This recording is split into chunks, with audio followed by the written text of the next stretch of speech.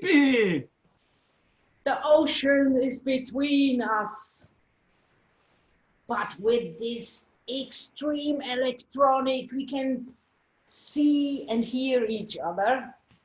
The big sister. Also here, there's a screen between us on the photo. Very hygienic, safe kiss. And now we have the situation, some people can see us, but we don't see them. Yes, but I think we're going live. 3, 2, 1, go. Hello. Hello. Massimiliano Gioni. I'm dressed this way as a tribute to two great Swiss artists, Fischli and Weiss. And we are here today to celebrate and to speak with another great Swiss artist, Pipilotti Rist. Hello. Hi, Pippi. Pippi is being transformed by pixels into a kind of digital goddess, which I think it's quite appropriate for an artist who has transformed pixel and video art into a sort of Catholic church, a church of sublime experiences in the electronic realm. And I mean, if the sentence that, if the saying that she doesn't need an introduction probably rings true this time more than with any other artist, I can say I met Pipilotti, I believe, in 2001 in Japan, of all places.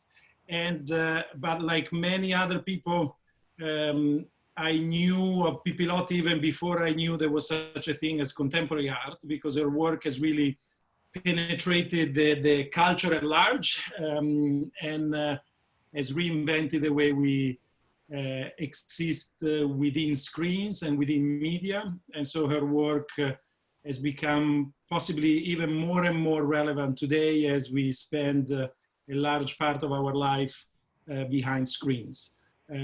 So I'm gonna shut up now and I'm gonna ask Pippi, first of all, how is she? I'm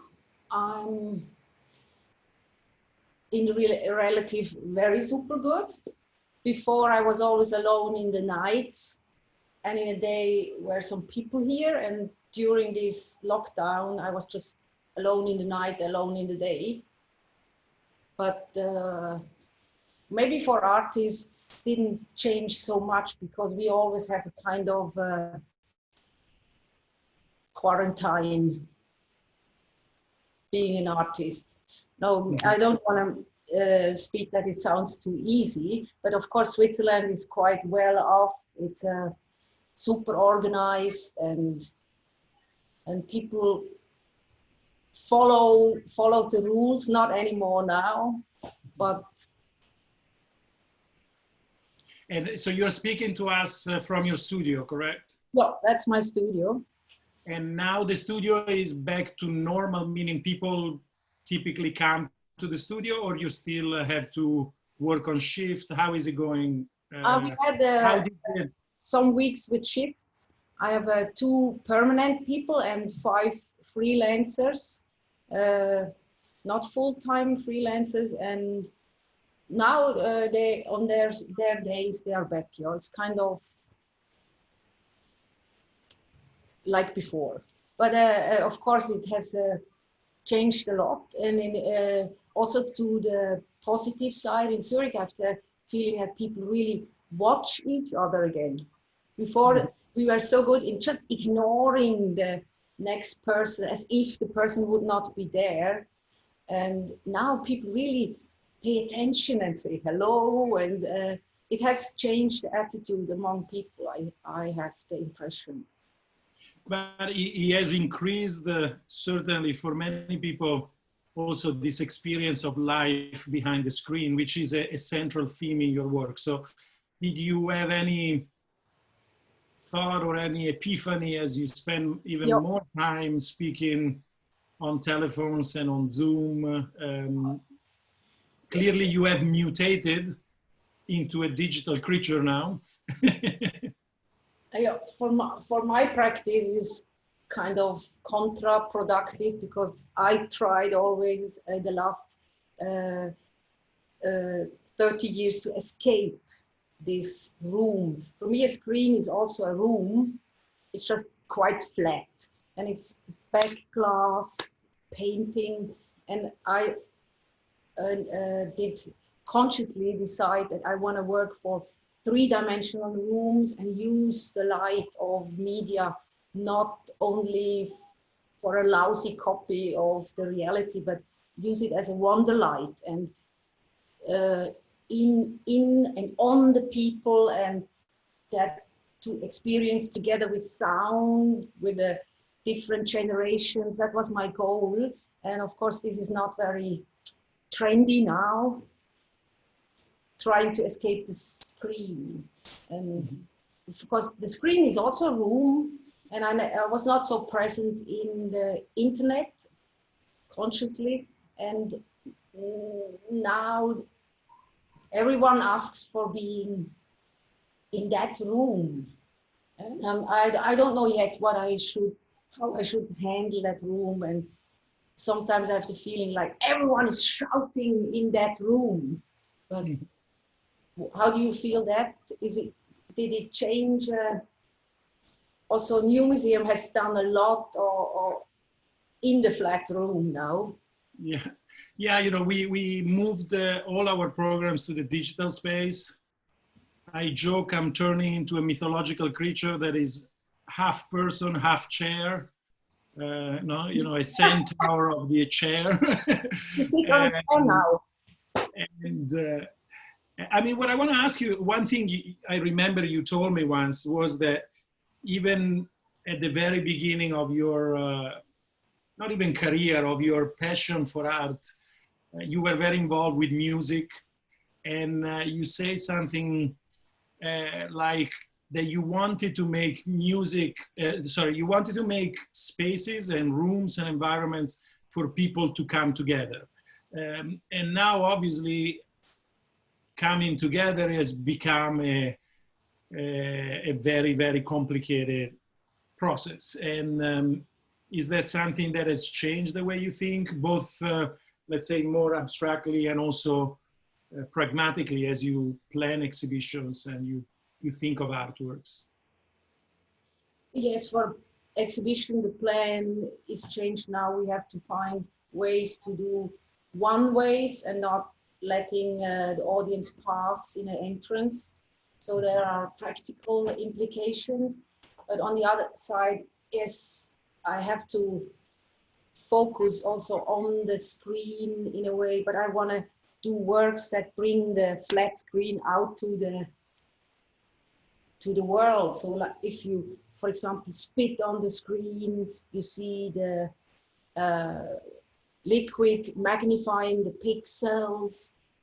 There's a lot of possibilities also to help that we don't forget that while we are now talking to each other, we're watching plastic, or maybe yours glass, I don't know. And to have these flashbacks, conscious moment where you realize it's only a fata morgana, what we see and organized in pixels.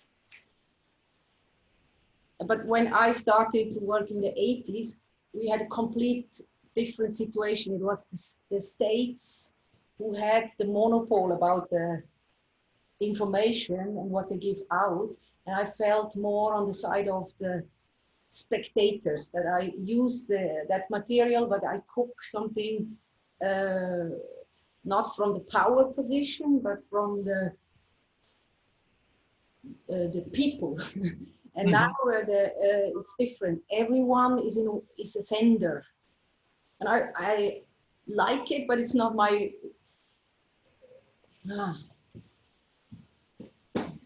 Well, the other thing, don't run away.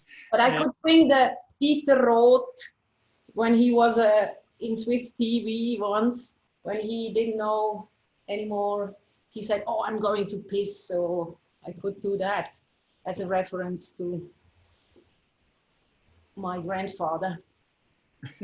But I mean, the interesting thing about what you're saying, which is when you were growing up, doing media art was somehow oppositional because you were fighting against a kind of monopoly of information and technology. And now it's much more distributed. But the irony or the complexity is also that many of the ideas that were associated with the avant-garde, that were associated with let's say, emancipation of the senses, emancipation of the genders, and emancipation of technology have also become the language and the basis of corporations. No? I mean, what we are doing now is both the result of that act of insubordination that your work was about in the 80s, but is also very much part of a corporate life of huge conglomerate of information and digital production. So there is also that tension, which I don't know if it's present when you think of your work, that suddenly what was maybe a utopian tension of technology is more immediately appropriated by, if not the big brother, the big sister. No, is that something you think about, that the way in which technology has migrated towards? I never forget that TV in the beginning was also pushed or advanced by military, and then became only a leisure or information tool. And now it helped the many societies, not all the society in different ways, but in different amount. It helped a lot. But now it's in a chaos, or in a state where we have to find out how we organize it to bring it to the next level. It's quite, that's normal. If there's an invention, let's say what you just said, then it gives a boost, but there is a limit, and now it's about us, how we use it, how we treat it. And of course, we have the same problem as before, that information is still a power thing. Who is giving out which information is taken how serious? But that was a question before too. Mm-hmm.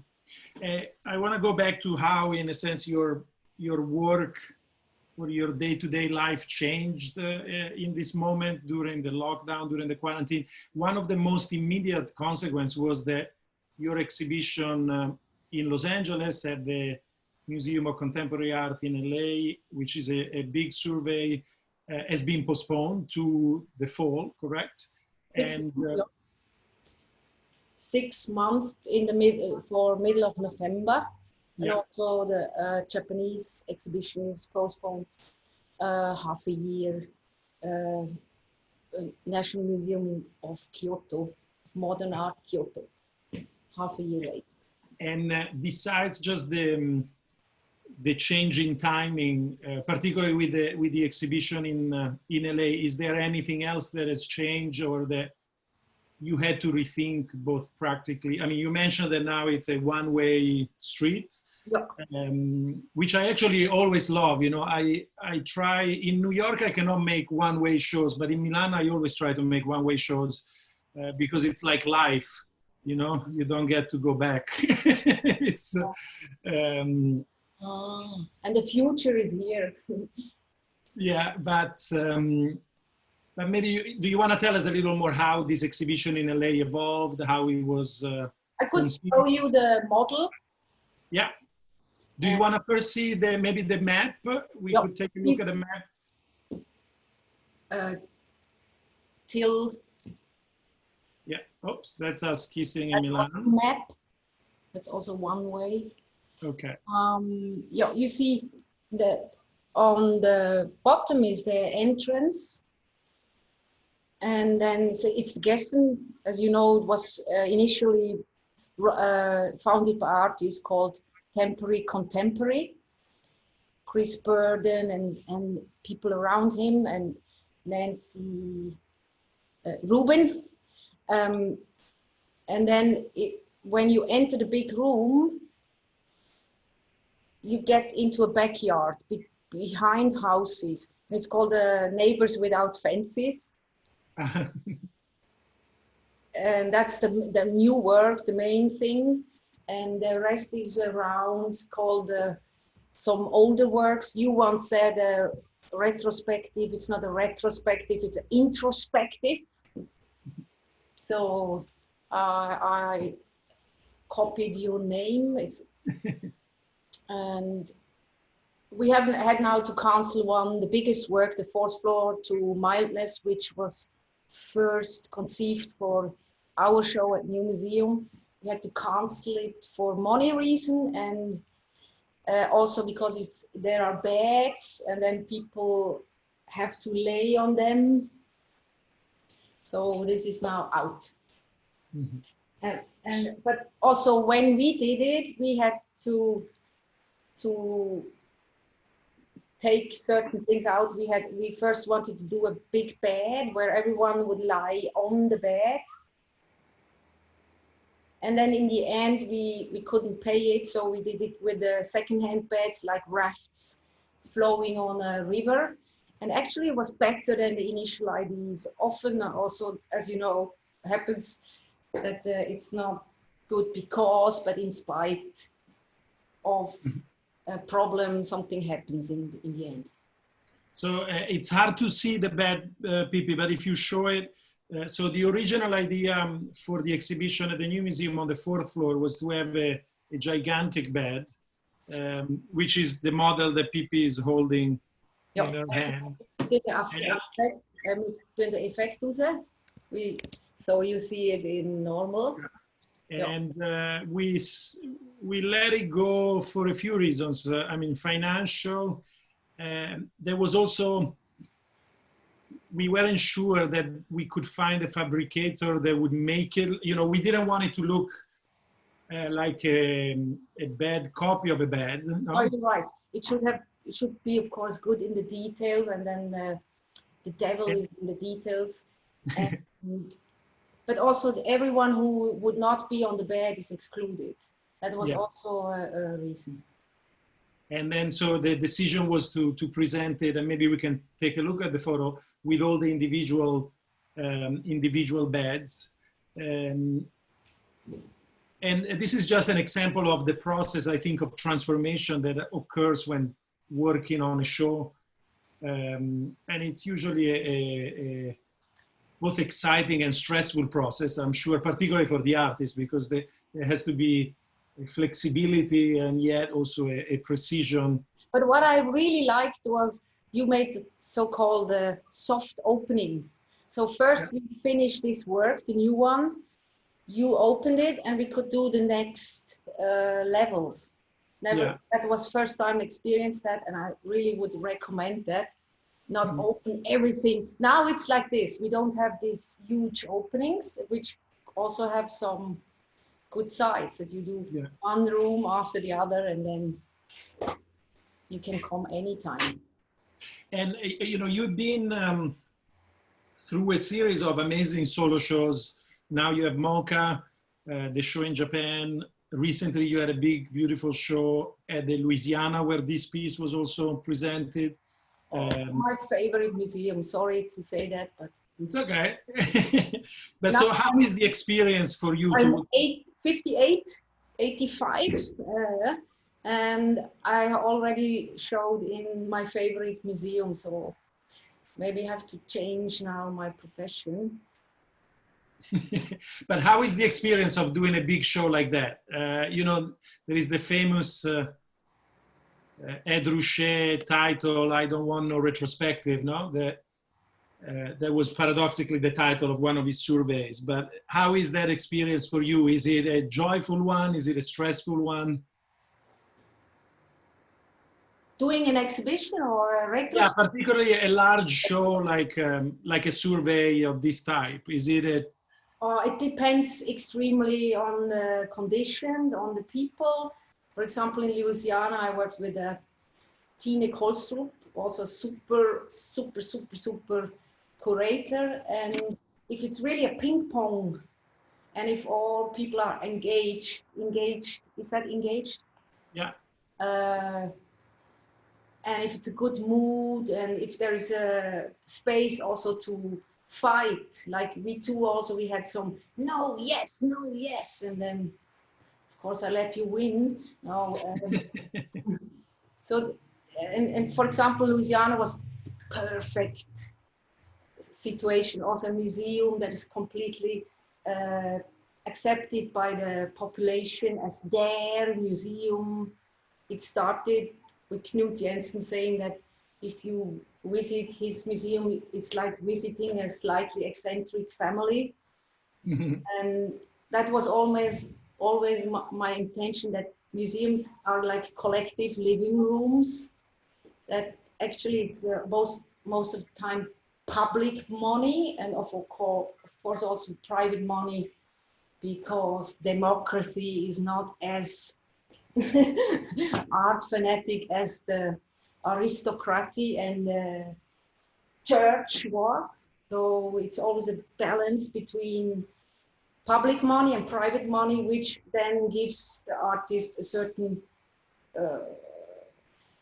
freedom in a way, not to be, you don't have to please anybody. Only I want to do an exhibition where people come out and think it was worth, or I saw something, I was not anymore alone, I could mirror myself. So, and that Louisiana is of course very ideal for such a concept. And the image we are looking at now, it's from Louisiana.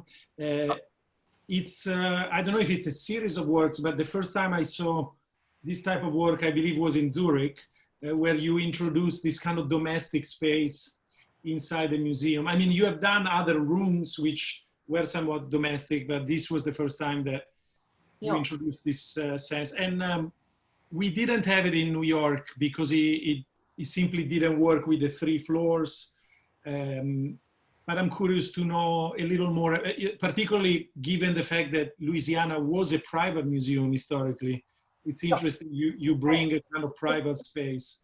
Still looks like an assemblage of private houses, and not a big museum where you have to go and come small before you go in. It has this domestic setting, and it was a way also to bring smaller works together.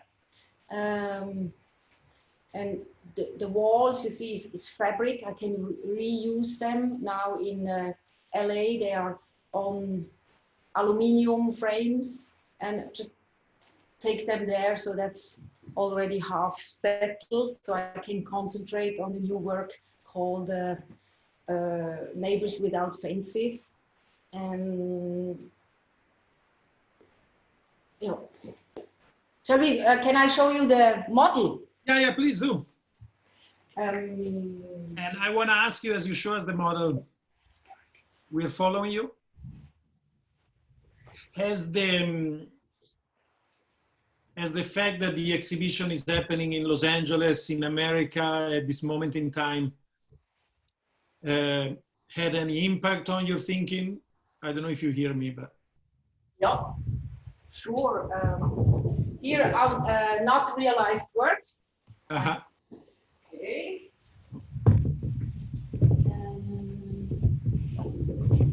This is an Italian Steadicam.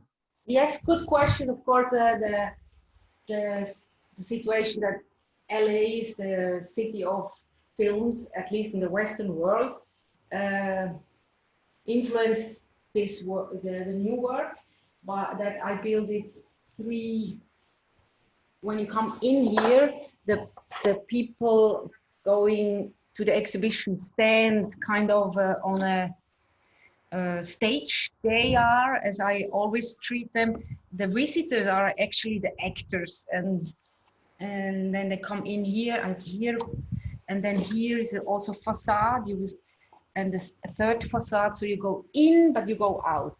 And the new idea of Klaus Biesenbach and his team is that they want to make the collection they want to make the collection for free. So here is a collection, and also there will be Jennifer Packer.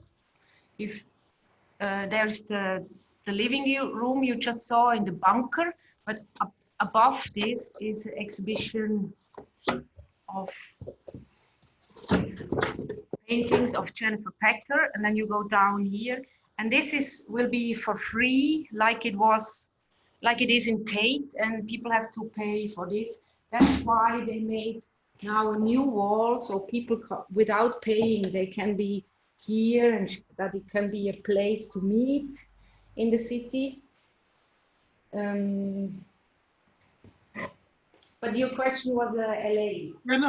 You actually spend time in California, no? The whole question is downtown, and it's also some challenges that the Californian have to solve with the surroundings.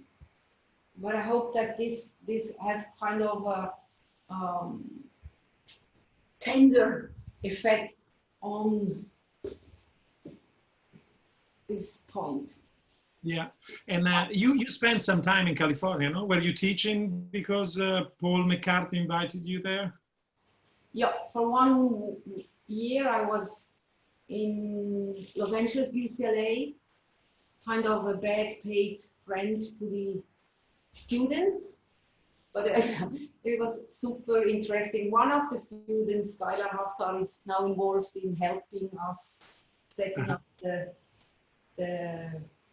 exhibition.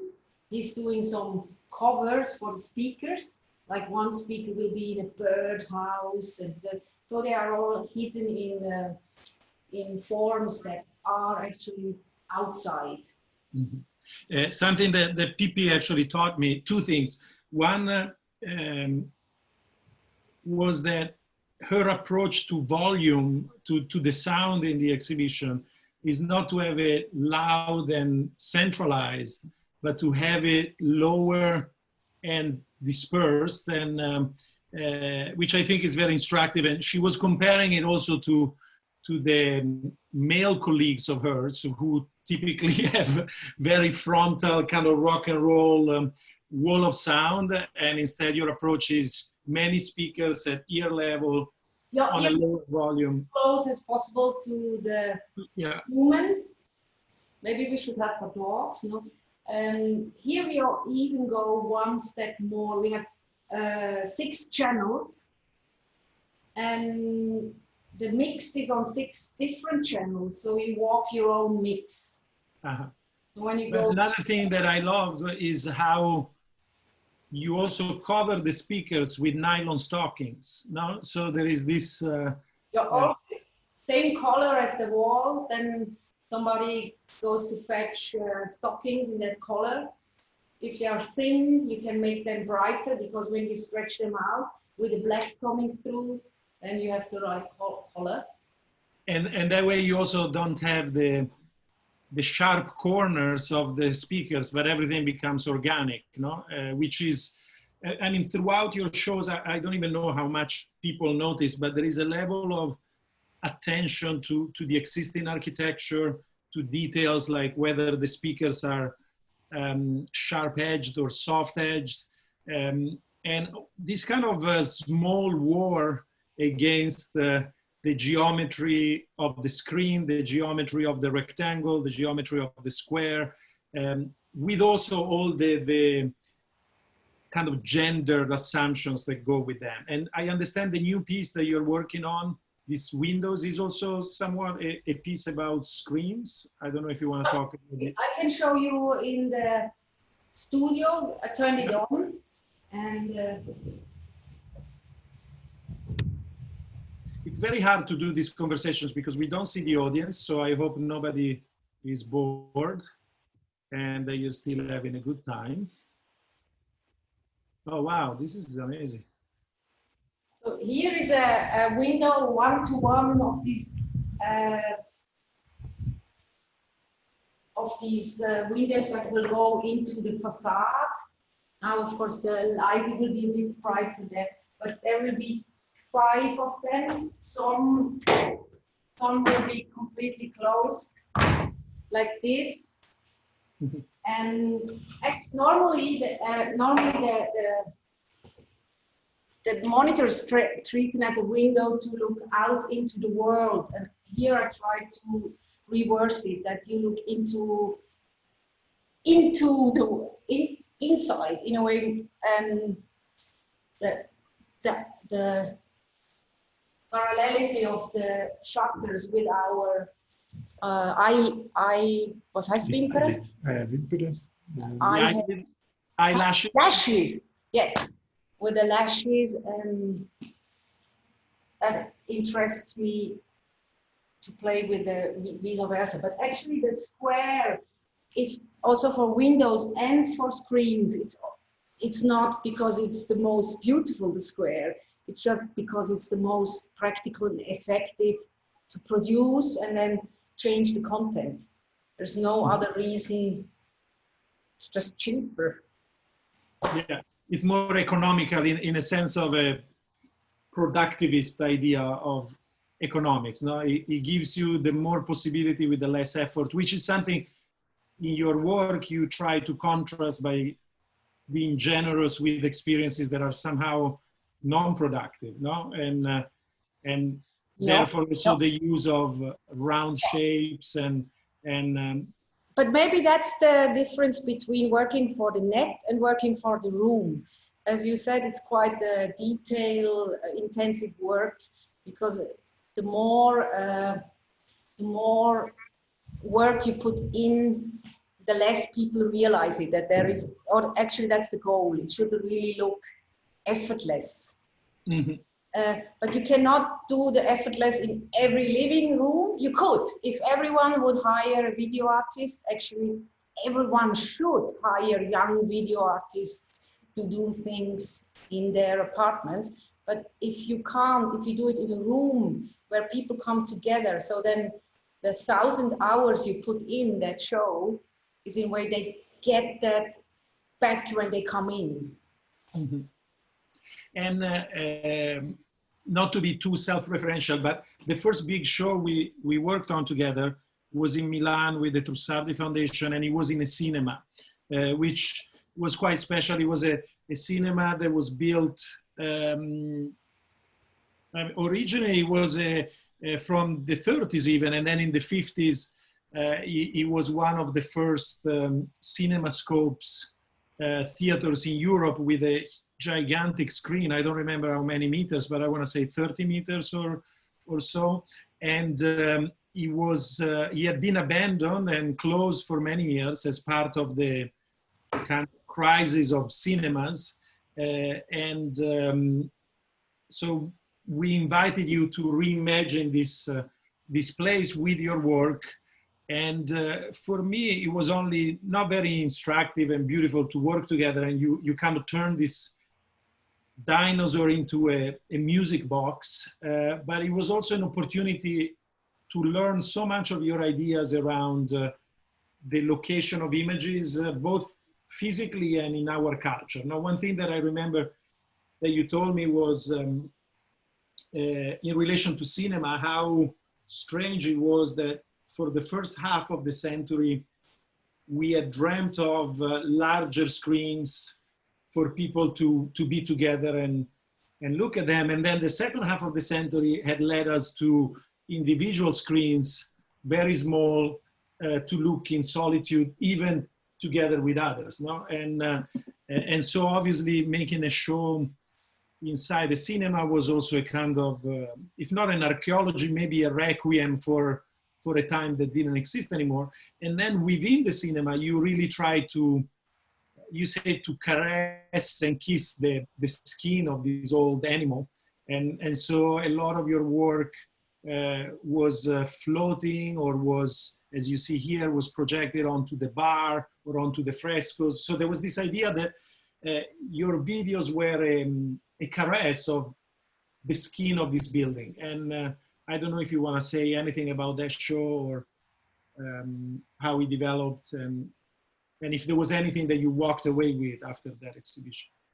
I walked away with the image that in the end, before half an hour before the opening, you took the broom, you were cleaning the floor, and then you got high points for that. It was a cool and super mix of styles, but that you do that with your program Milano. You find houses which are abandoned, and you bring new life into it. So that was one of a big series.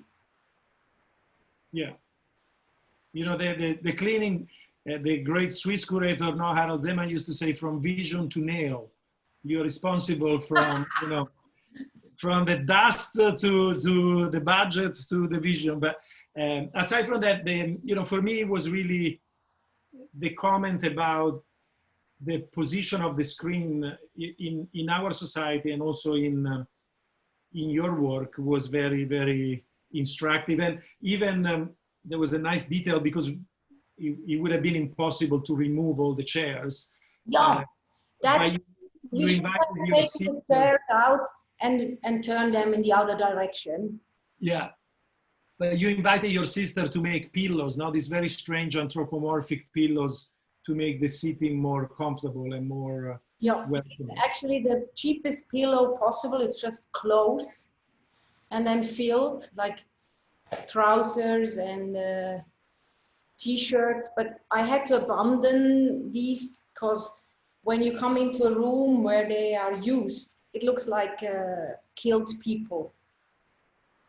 So it had another meaning here, not so much, because on the chairs, but I don't use them anymore because the message didn't come through of the cheap pillow and of a soft friend. So. And here we see an image. I don't know where it's from, but maybe we can take a look at two. It's a piece of Wirth, and the image is taken by Jörg Egli, a video artist colleague. And you see the children coming. It's called Help is Coming. And then the next, you know, I just love these pictures and how they go down. And this is an old work, only tiny. And when we did the show, you had the idea to, instead of making a hole into the concrete, just lay a phone there. And this became then a new work, in a way that today we are carrying the hell with us. We're standing on the earth, and it's just a very thin crust, and under us it's all hot and liquid. Of the pressure, it's not so liquid because of that, but just the idea that we are so you take over. Well, it's you know, that piece is also a favorite of my child. It's permanently installed at PS1, and every time we go, he loves it. It's called Selfless in Lava Bed, no? And it depicts a woman kind of being enveloped by lava, and she's shouting in different languages, help me. Can you remind me? You would have done everything better.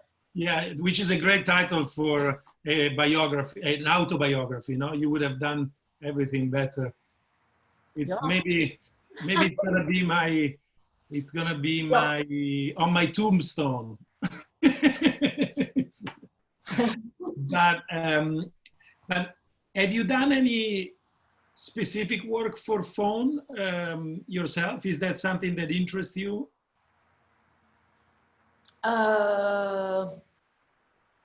Yeah, now I'm forced to be interested. I did a augmented reality project with you for Apple. Yeah. Which was super interesting to see where are the possibilities, but also the limits. Yeah.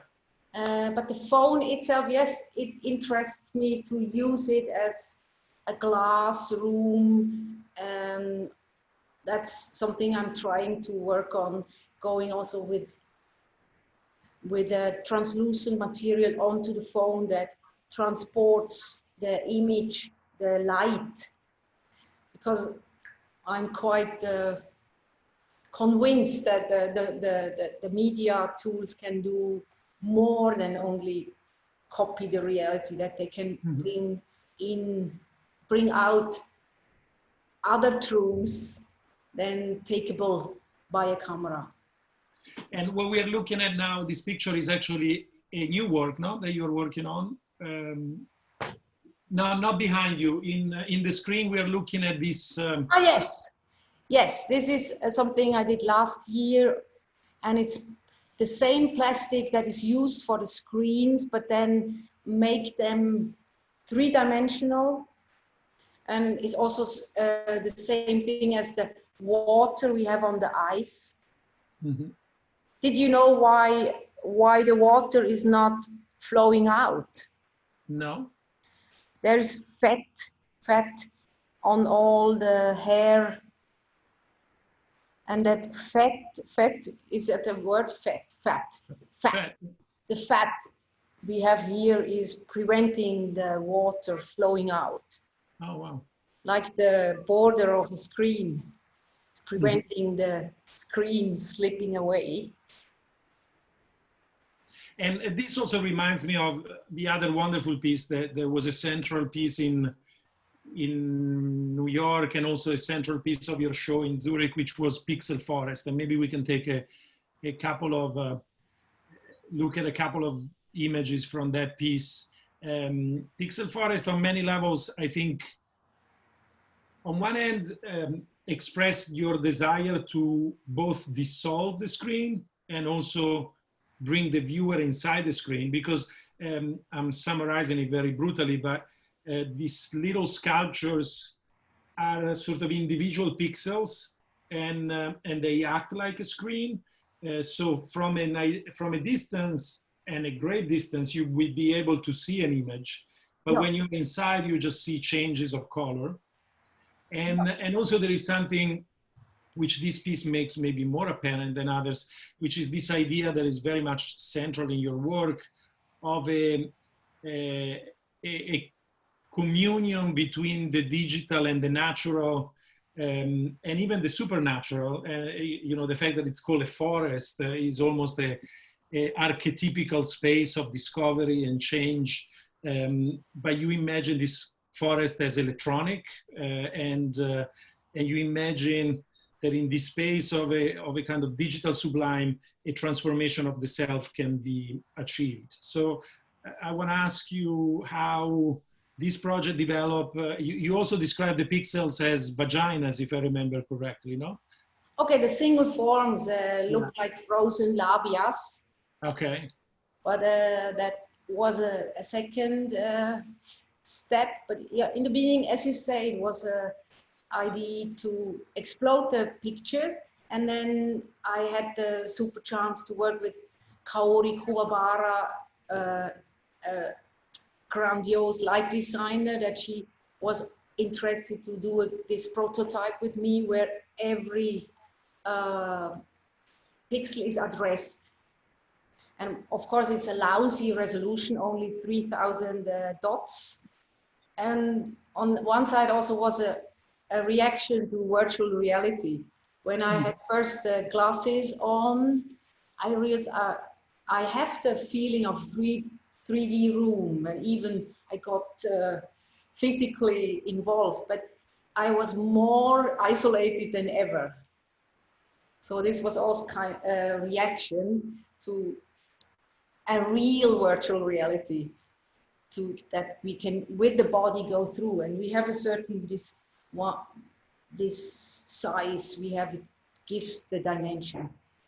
It was a piece and that was also incredibly popular. You know, we had people come into the museum who had never been to the museum to see the lights, they would just call it. And, you know, it was a popularity that in a sense went beyond even your name or the museum name. They just wanted to come and see a thing. So it's not important who did something if people like it. But, you know, among the people who came was actually Barack and Michelle Obama's daughter, who came too late So we already had a Raymond Pettibon show. So the poor girl came to see Pipilotti. She found herself in a Pettibon show that was all about George Bush and Trump and Obama. So I think she had a hard time. But, so she said, you know, are the lights still on? Which was a question that people would ask. But I'm curious, you know, if you feel, and maybe this will be my last question, and then we open up questions to the other. How do you feel, which is probably going to be changed for a few years, now, this phenomenon in which certain artworks like yours take on a life on their own and become an attraction, no? Which I know is not part of what you do, and I've never heard you think in that way. But you know, until the beginning of the pandemic, we knew of this phenomena of, you know, Kusama, for example, or your work, in which the artwork takes on a life of itself, that it's beyond even your intention. And I'm curious if you have ideas about it, particularly because your work is so much about spectacle and about analyzing and finding ways out of the passivity of spectacle. So, yeah, but we are in constant electronic humming rooms. There is air conditions, not so much here, but in America, but the refrigerators, all the lamps, always this humming. And it's a common challenge. And this work, for example, brings like a poetic reason to the electric humming. Mm-hmm. Maybe that's also why does something get popular and why not, is if it really touches a collective question or a longing. And I'm just, you know, to bring some order again into the chaotic over electrification. Mm-hmm. So I want to open up the floor to questions, if you like the idea, Pippi. There is one from David Neumann from Stockholm, from Magazine 3. Hey, David. He says, the world is in turmoil, both environmentally and politically. Does this affect your way of thinking and the way you create new works? Or are you protecting your, let's say, free zone? Or are you affected by the current world scene?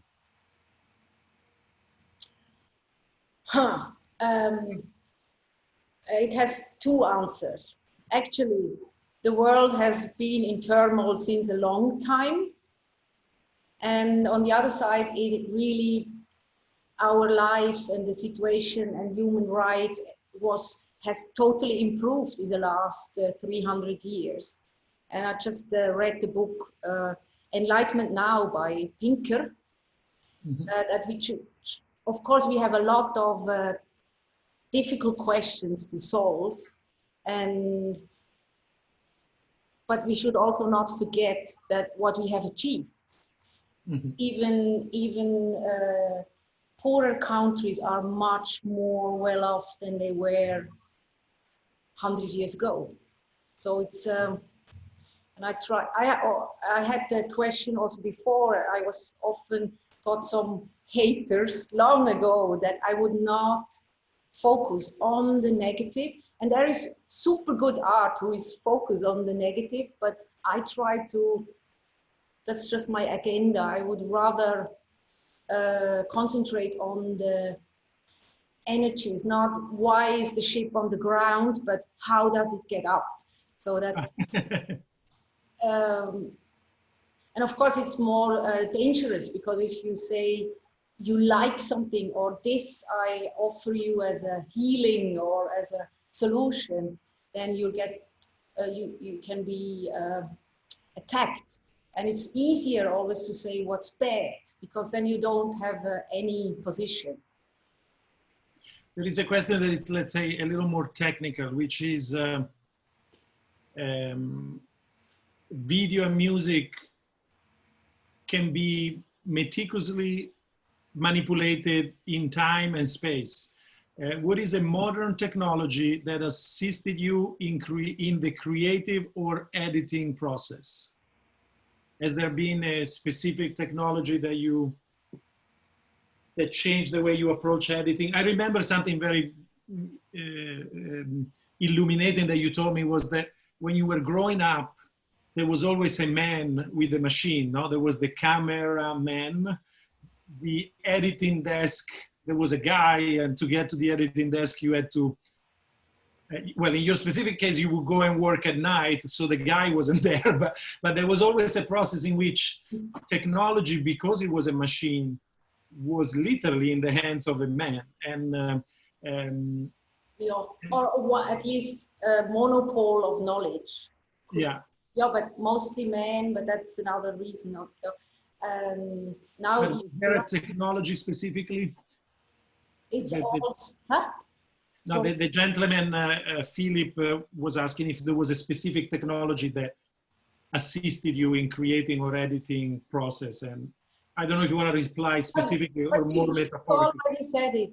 For me, the possibility to have the machines smaller and software-based, and to be able to handle it and not needing a huge editing station. So today we can work with laptops and smaller software. So it became much more democratic as tools, and more ladylike for weight.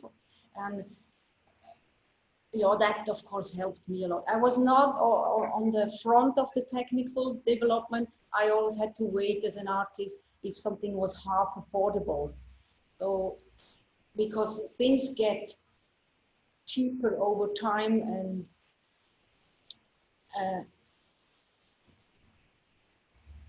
and more spread out. Right? They're not more distributed. It's hard to have a question and you don't see the other person making. I know, I'm a ventriloquist. But there is a fan from Jerusalem. She has two interesting questions, or he has. What happened to the band Yes. They are still playing. Yeah. What's the anniversary then? It was 86. Yeah, 25. Yeah, they're still playing, and they have a new program. They have a website with the tour dates. If you want to see them, and also you can have a Spotify channel too. Are they playing in Jerusalem anytime soon? Jerusalem? I'm sure they would love to. And the same person is asking if you miss the analogic video world.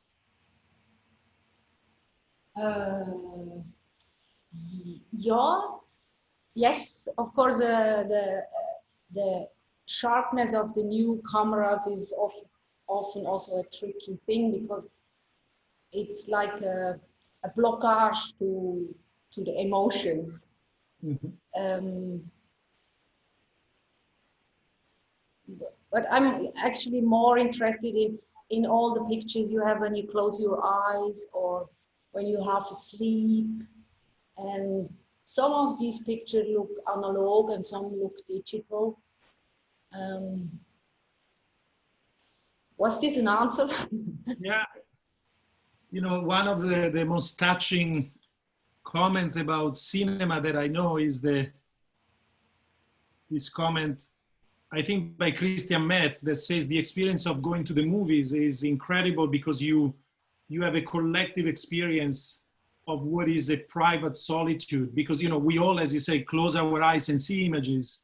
And when you go to the movies, you have this collective experience of what is typically a private solitude experience together. And I think that has also a lot to do with what you do in your work. There is a question, because your work deals with screens and pixels, what do you think about online exhibitions? Do you think your work could be experienced that way?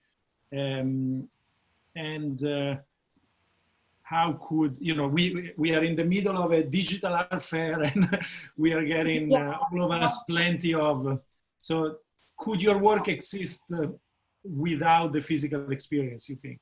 Or with, you know, I read a good quote on Jerry Saltz. He says, if you can have sex online, for sure you can look at art online as well. No? So it's, it shouldn't be so bad after all. That's good sentences.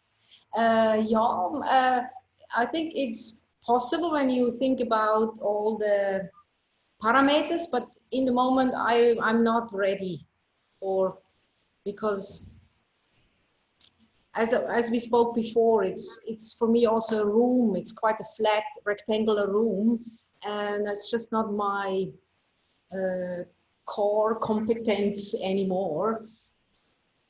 But I have, of course, now to change, but I don't know yet where I'm going. Mm-hmm. I don't know if there is any other question for Massimiliano. Pardon me? If has anybody a question for you?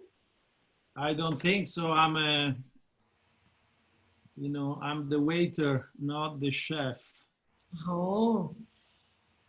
I think we're good. No more questions. Maybe everyone left. No, we still have a few people, so a lot of people. I think we're just gonna say goodbye unless there is a last minute question. 3, 2, 1, 0. Oh, how did you feel about influencing? Oh yeah, well, this I don't know if it should be the last one. There are 2 people asking about Beyonce and her music video. I know it's.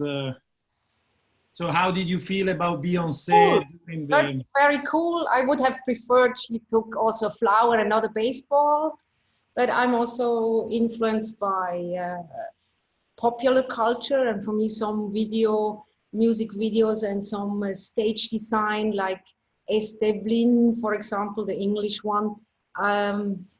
This is pure art for me. So the context is not defining quality. So no, I was very humbled, very flattered. That's nice of you to say. Any other question? What is your favorite music? Sorry, now they're coming because we say it was the last one. Actually, I did that. I did my first Spotify music list, and I think Francis from the gallery, he will launch it today. So 20 years ago, I chose my boyfriends for having the best music collection, and they did these samplers, but I made now one for you. Yeah, they say it's on the website of the gallery. I just got it. Yeah, and then in the end, it's a Spotify thing, and it's just music I like. You might find it very romantic, but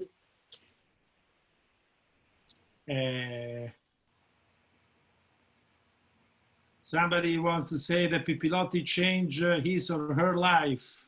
So thank you. I love you. Oh, I love you too.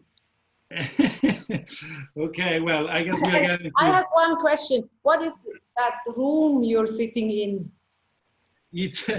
I'm in the house of some friends in Connecticut, and I'm in the room of a girl named Zoe, who aspires to be a fashion designer. So that's one of her creations. This is the wall above her bed. Oui. And I thought it's your clothes on the right side. Pippi once told me she went for a whole year calling herself with a guy name, no? What was the guy's name? Pierre. Pierre. So I'm going through a few months living in the world of Zoe. So. Oh, you're Zoe. No. I'm Zoe at the moment. Well, thank you so much. I'm sure we could stay here forever, and see you soon, I hope. Bye-bye. Thank you.